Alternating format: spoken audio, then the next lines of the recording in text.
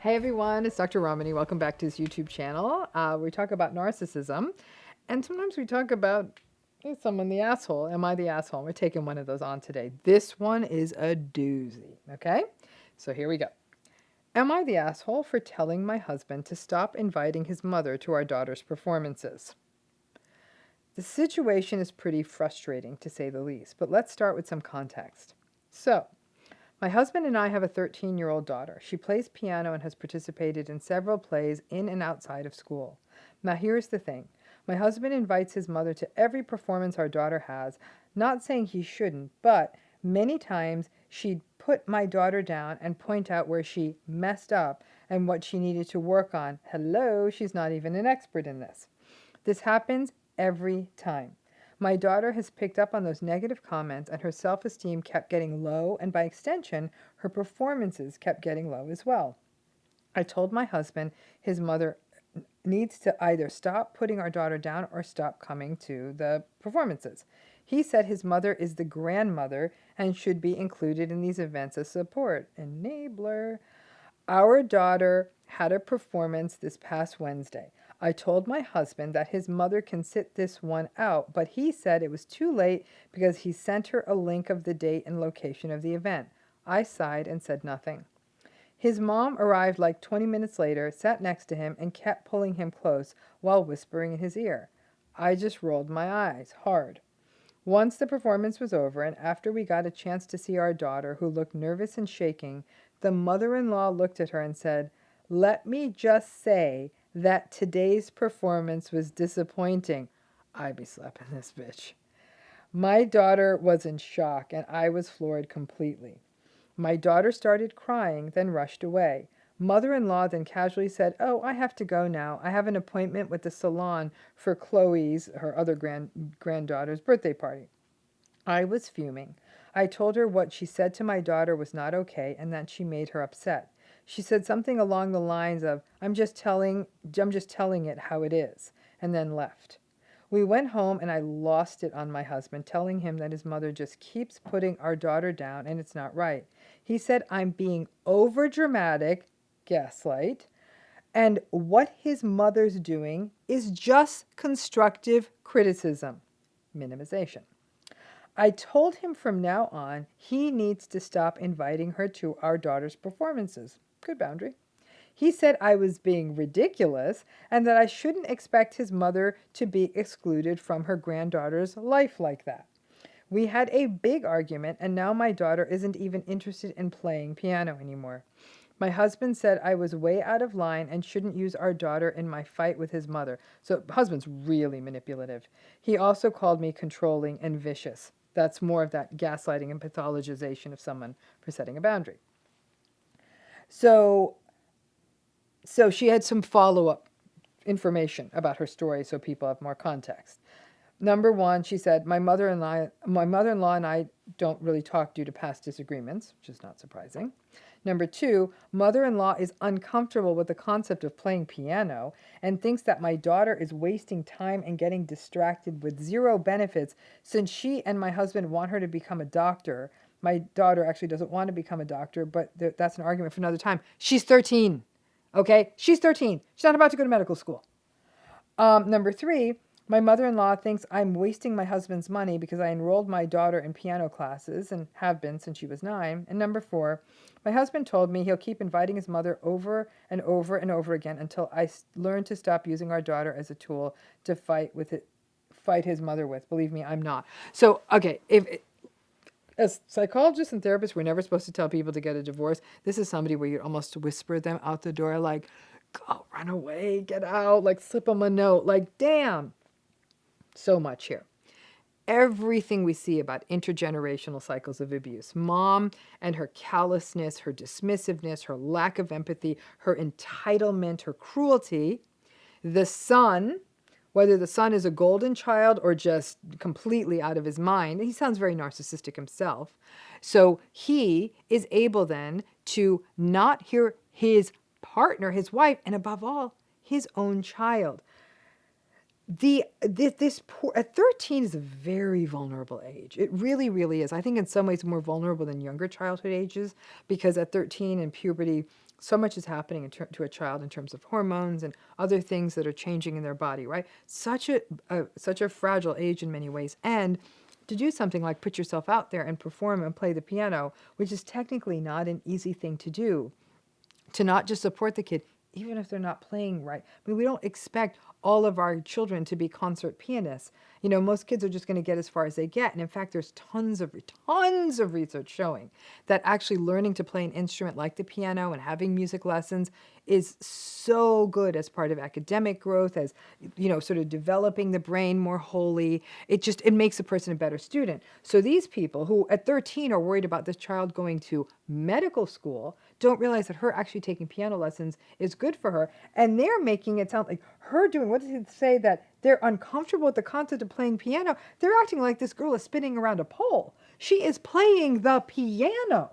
And so it is this idea now, you see this happen in narcissistic family systems, that the child exists as an object to do what the narcissistic parent, which in this case is likely the father, and intergenerationally grandmother, want. They don't even have any interest in what this child's real interests and needs are. The mom is saying she has no interest in pursuing medicine. And you know what? If the poor kid even was interested in becoming a doctor, they have sufficiently destroyed that interest in her, because let me tell you, 13 is the front end of, yes, you're developing. In the middle of the teens, kids who are in these situations, it's not unusual for them to rebel. But the idea of the husband allying with the mother against the wife, triangulation 101, and he definitely buttered his bread on the wrong side. Any of these situations, your spouse, your partner, the person in theory you signed up to grow old with, he actually chose the wrong ally, because all things being equal, the mother should die before him. So it is that triangulation is likely a theme that carried from his earlier life. Interestingly, it sounds like her and mother-in-law have been going at it for a while. We know that in these narcissistic family systems, in-law relationships can sometimes be some of the most toxic kinds of narcissistic relationships that you've ever seen. It is unfathomable to me that a parent would ever degrade, humiliate, and devalue their child in a performative space. It is doubly surprising to me that a grandparent, who's often considered to be a little bit kinder and more beneficent, would do that to a child. And yet, here we are. And so the mother, though, and everyone's like, well, maybe the mother probably should set boundaries. She did set boundaries. I don't want her to come. And this guy is saying over and over and over, I'm going to have her come. Sometimes these relationships hit impasses. If this is what is coming up around piano lessons, I can all but guarantee there's 1,000 other things going wrong in this relationship.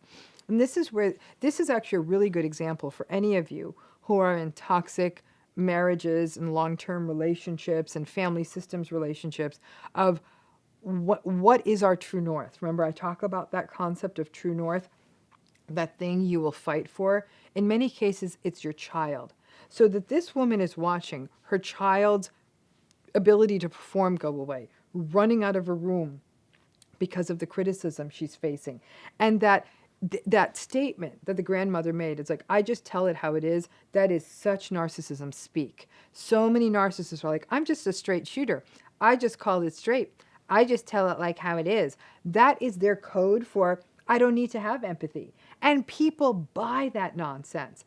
And that the challenge this woman has is her only path forward is to either to lie to the husband and not tell him about future recitals. And then what is that? That's not even a relationship anymore, right?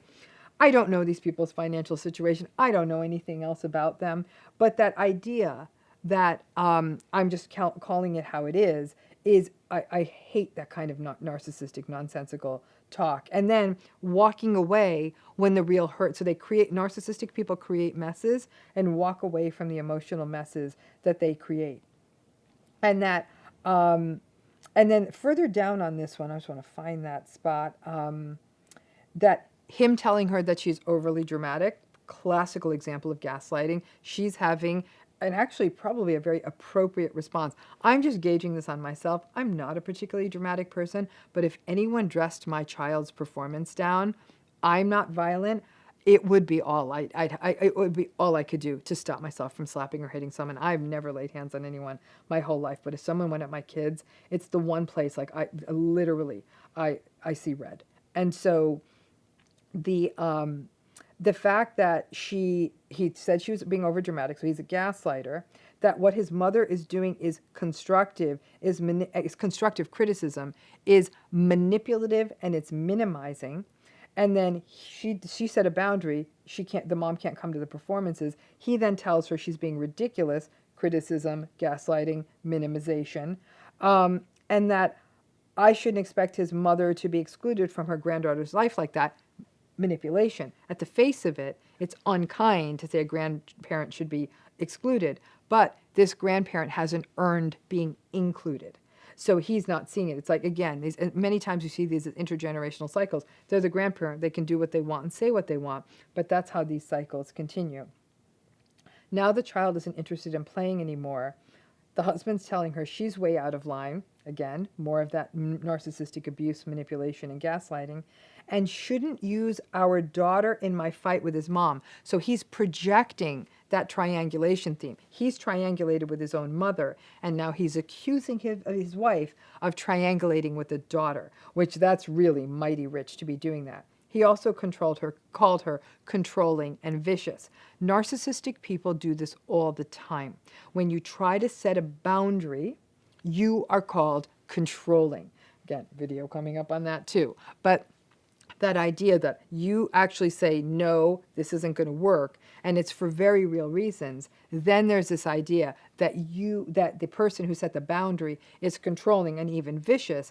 This is something that can often discourage people from setting boundaries in their relationship because a criticism and an accusation is leveled at them for something that's completely not true. You're clearly not controlling if all you're trying to do is protect a child. And that idea that when the narcissistic father in this case, and he sounds narcissistic to me, is that he wants his way of seeing the world, that willingness to let the child get destroyed because of some weird principle he has, very congruent with those self-righteous narcissistic patterns we see here.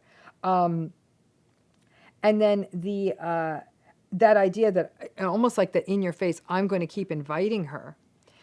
That to me is a call to arms. You know, this is one of those moments, like if I could say anything to this woman, it would be like, please get into therapy with somebody who understands narcissistic abuse.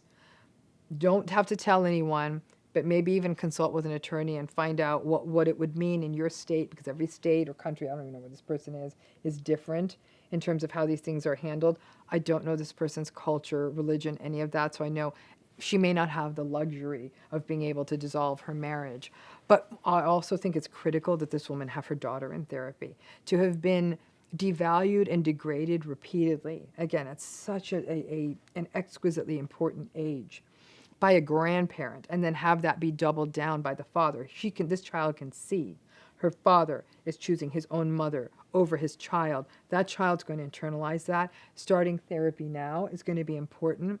And then finding ways, like for example, maybe having the child play piano in school in a way where maybe, and those performances could happen in school with peers, or, as strange as this might sound, if the performances are getting to be too fraught, let the child have lessons, but they don't necessarily have to perform, just so they can enjoy it.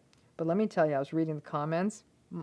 The comments they're as great as the stories. So number one, this person's not only not the asshole, this seems to be actually a very, very clearly laid out story of narcissistic abuse.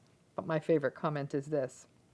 Next time you and your husband are intimate, roll over afterwards and say, let me tell you that tonight's performance was disappointing, and see how he likes that constructive criticism. Absolutely genius comment, but we all know what happens when the narcissist is ever faced with their own medicine. What do? They throw one of their tantrums and rage. This story actually really broke my heart, because as much as we're just sort of breaking it down line by line, on a Narcissism YouTube channel, somewhere out there, there was a 13-year-old girl who actually had an interest and a gift, And because of an irresponsible grandparent and an irresponsible parent, not only is her love of that craft being taken away, but with each day, she's growing more self-doubt. And to me, this is a real person's life, and that's absolutely devastating. So not only is not this poor mother the asshole, is that she has a really uphill battle when she has a partner and his family that are so hell-bent on living lives for their own egocentric needs with absolutely no interest in cultivating, loving, and protecting a child in that system. Thanks again.